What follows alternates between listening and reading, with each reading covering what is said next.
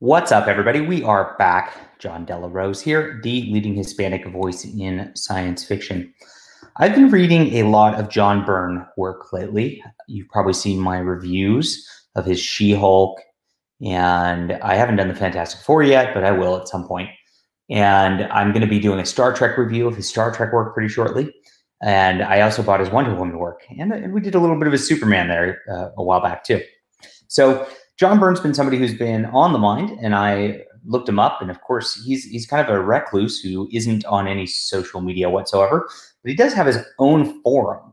And I went to his forum yesterday, kind of poked around, looking at it, just seeing what was going on. And I found out what he's doing these days, which is very interesting. John Byrne is a notoriously difficult guy to work with the companies, I guess, because he really likes to have his own artistic vision and he doesn't want to mess with. Anytime editorial says, no, you can't do this, he has been prone to just quit books and just stop and not do it. He's the type of guy who just wants to do what he wants, and that's it. And I really respect that on the artistry level. I think that's great. And I, love artists who do that sort of thing. That's very much my MO also. I just write what I want and I don't worry about it.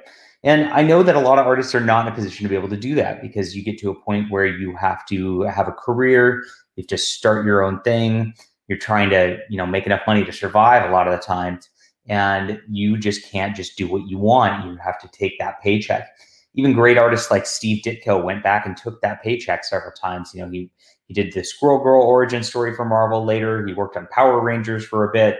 Just random stories that you wouldn't expect Steve Ditko to do, but he went in there.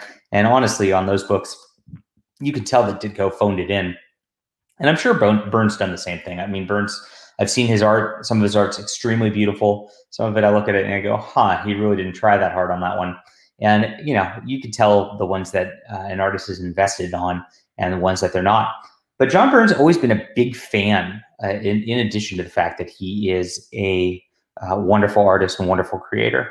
And so this is what we got going on right now. John Byrne is just making his own fanfic and is just dedicated towards this. This is this post from June 2019. And since this point, he's produced 13 of these. This is a story he calls X-Men Elsewhen. And it's fanfic, and he just draws it in pencil and then it letters on top of it. And that's what you get right here. So I looked at this. There are currently 13 installments of it, 13 issues long. And John Byrne is doing it himself and just posting it on his forum, just doing it for himself, doesn't care who reads it, doesn't care what's going on with it. I mean, now you see just view count wise, here's the replies. I guess they don't post view counts. They post replies. There's not a ton of people reading it. It looks like there's 485 comments. I don't know how many of those are unique. And so he just does his own thing on his forum. And I read this really harkens back to the golden age of Chris Claremont, of which John Byrne used or was the artist at the time on a lot of those books. They, of course, had a falling out, and and that was the end of that. But John Byrne's just writing this in a classic X-Men style. In this one, there's they're heading down to the Savage Land, and Wolverine tosses Kitty Pryde out of their jet, and then she just kind of gets lost in the jungle there. And that's kind of where it ends. So I've only read the first installment. The art is beautiful. I mean, John Byrne is really on the top of his game more than I've ever seen. This is just like incredible stuff. If I were Marvel, I'd be doing everything I could to get him to work for them. I'd even say, hey, John, since you got this done, why don't we post this, or why don't we just make a mini series that's out of continuity and just do it? Because that's pretty cool here. But he's obviously just doing what he wants, and I respect that. I think that's really cool. I enjoy artists doing art for the sake of art. He's not trying to make money off of this, obviously. He's not selling it. So this is just pure fun for the sake of fun. And that's what the comic industry really used to be, and what I want the comic industry to be again. It's kind of my MO here. So I'm going to post the link here. Here's the fanfics. You can find it here on byrnerobotics.com, which is his website. And it's in his fanfic forum right here. And I'll shoot this link to you guys so you can check out this John Byrne fanfic also. If you like the classic storytelling style of comics, I also want to say you should check out my Cosmic Warrior comic.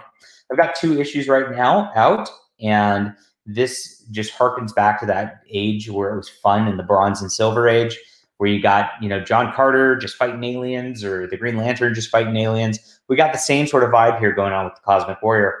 I just finished writing issue 3, and it sort of brings this first arc to a conclusion, and then sets us off to where we are in a position to go into an ongoing if it sells well. So I need you guys to come in and support indie comics, and if you do, we will keep making indie comics, and that's how it is going to go around here. We're going to make fun culture. We're going to improve the culture, and we're going to bring it back to a wonderful time when everything was kind of innocent. There wasn't any degeneracy in anything, and we could just have good stories that we can share with our entire families. All right, guys. Hope you had fun with this. I'll be back soon. Talk to you later.